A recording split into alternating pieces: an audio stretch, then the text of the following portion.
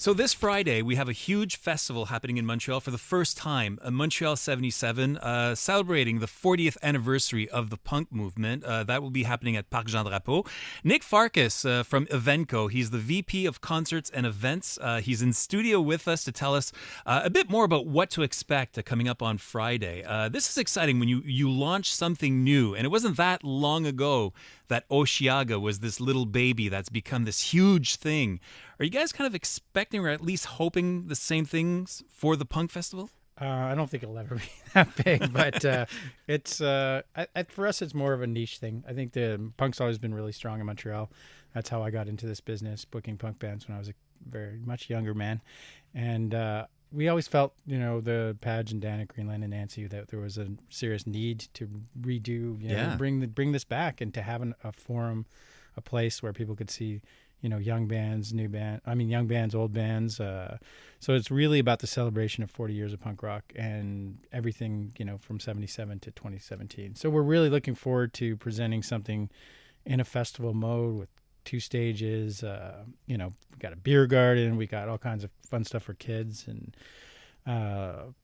Marché aux Punks. So we got like vinyl sales. We tried to do this very organically and community kind of vibe to it. So we're really excited. That's the cool thing about events that you guys put on is, yes, there is the music and the shows and the concerts and the sweating and the jumping around, but there's also what's in the periphery of the event. Like you said, the beer garden, the vinyl stuff. I mean, there's a whole complete experience to what you guys program generally. Yeah, I mean, for us, since the beginning, since the first years of Osheaga and Heavy, and it's always been about, we wanted the fan experience to be at another level, from food to booze to everything, all the experience, all the activations, all the stuff in between. Because, 11 hours of music, no matter how much of a music fan you are, you want, you need stuff to do outside of that. And really the art and creating an atmosphere that is conducive to enjoyment. Yeah. And it's also showcasing other Montreal talents. As you mentioned, I mean, we've had food trucks in the past. We've had chefs there. There's kind of an insiness, if I can invent such a word, but it is very inclusive to Montreal. Yeah, and I think, it's been interesting to watch the progression, whereas, for Osheaga specifically, in the beginning it was, we had Sonic Youth and Ben Harper headline. So everything in between that, I was like, okay, we're never going to be accused. I used to annoy the hell out of me that, Andre and Alain at the Jazz Festival would be like, well, that's not jazz. So they'd be booking really cool acts and people would be busting their their stuff. Their stuff about it. And so I figured with, Sonic Youth to Ben Harper, you could fit everything in between. And in the beginning, it was trying to convince, these older fans to discover the new acts. And as it's progressed, it's been like, booking their placements in Nick Cave and stuff that, I really think are important artists that have influenced everything. Getting the kids who like, Imagine Dragons or whatever to, take the time to go check out Nick Cave. So it's been really fun to watch the progression, but at the same time, like, the local acts have always been an important part of everything that we've done. On the festival tip, it's been important to give the opportunity to local bands to play, with their idols, and rub shoulders with them backstage and catering. It's a fun vibe. Like you said, it's always been about inclusion, making the bands and the bands and the fans feel that they're involved with something more than just going to see a concert. Yeah. This year, for all of the festivals, Parc Jean Drapeau is under construction, under transformation as well. A new kind of setup is being made. So you guys have to make some changes as to where the festival, plural, festivals are actually happening. How is that going? It's going really well. I mean, we have an amazing production team who, I honestly think they're some of the best in the world because they have to switch from, Heavy to Osheaga to Sonic, which isn't easy. I mean, you've got you're building a city, really, a small city, 6 stages for Osheaga, and then you've got to fit everything in. So it's a serious jigsaw puzzle to try to, you place your stages and you got to place everything else around it. And to move, we always wanted to stay on the island, especially, for the festivals so far since we've been doing this.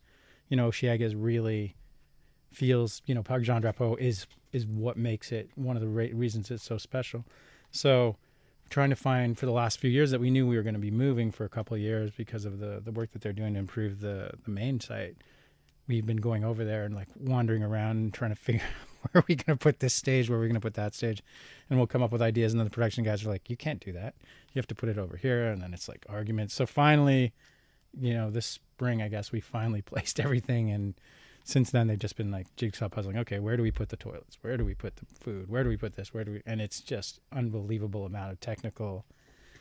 Well, the logistics behind it, yeah, crazy. Absolutely. You have thousands of people working, 50,000 people coming to the show. It's just, it is literally a small city, and you have to, you have to make sure the flow patterns and all this stuff that we took for granted the first year when no one was there. It's like, oh, it's easy to get around. You didn't have to worry about getting a lineup for anything because there was very few people. Yeah. Now it's like, as it's transitioned, it's become a priority. And in this age of social media where people let you know if you've done something wrong very quickly. Well, I was going to say, because, people can be very vocal. And the experience from the Metallica concert last week, some people were so upset, walking out of the metro and having to walk over 40 minutes and then trying to get back home after the show and stuff.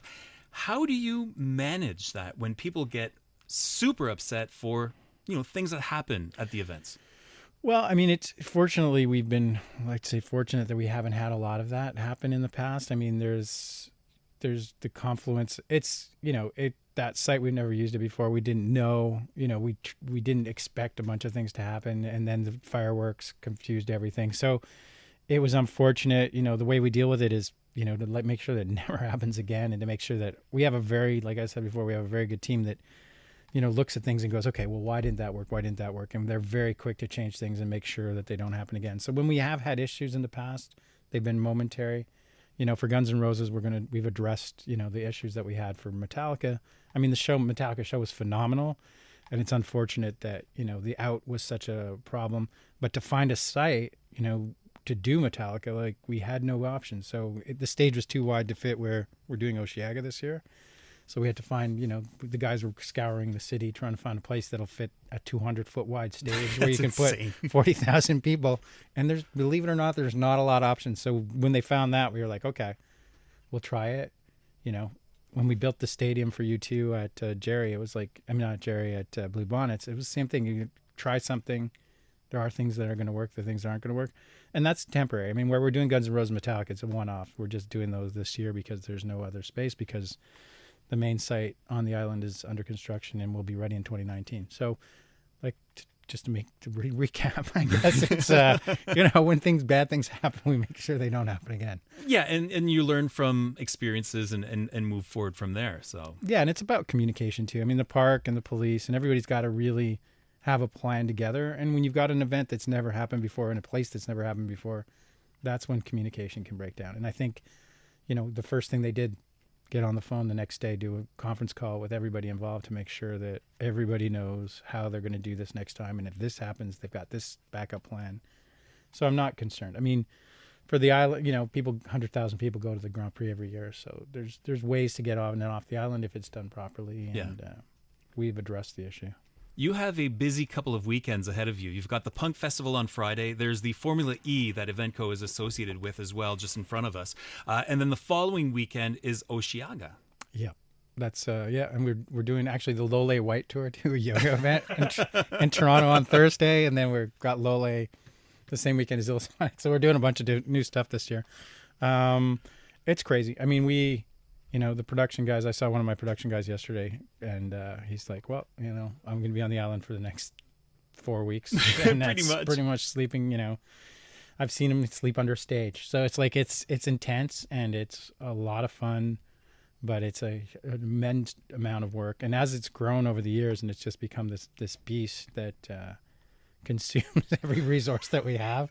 He says smiling at least. It's fun though. I mean, it's a challenge. And, doing 77, it's like, our team is like, oh boy, another festival. Or, we're doing this electro parade, which is a bunch of, trucks with DJs coming across the mountain. Labor Day weekend, the same weekend that we do our food festival, You'll Eat. So everyone's like, why exactly are you doing this? But, because we can. Because we can, and people want to go see this stuff. So it's like the summer's a limited, apparently this year, incredibly limited amount of days, not even weeks. So you got to jam it all in. And so, we try to do as much stuff as possible, and something like 77 for me is a labor of love, because I started booking punk rock and metal and hardcore and speedcore and speed metal and all this stuff. So There's be kind of able a to- full circle. It's full aspect. circle, and it's fun because the guys we're doing it with, I started my working with when I was much younger, and just to be able to have this project. And the great thing is, it's on the it's 2 of the stages on the Osheaga site, so it's something that you couldn't normally do for $60 ticket. You could not build what we're building, but because we have the infrastructure, because you're building the city once, then you can just modify the city, make it bigger, make it smaller, take a stage away, add something. So it's a jigsaw puzzle. It's fun. The next 2 years are going to be really interesting because it's going to be an Osheaga experience. It's going to be a festival experience that no one, Osheaga has always been stages side by side. The main stages this year, they're facing each other. So it's going to be 2 years of different, and we love giving people different. Like, that's been the goal for the festivals from the beginning, is to never, ever, ever do things exactly the same way, because you don't want people to get complacent and go, oh, I went last year. So you want them to come every year and experience something different. You've created a monster, and we thank you for that monster. You're welcome. Nick Farkas is the VP of Concerts and Events at Evenco. The Montreal 77 Punk Festival is this Friday. Osheaga is next weekend. So many bands to see. Nick, thanks again. You're welcome. Thanks for having me.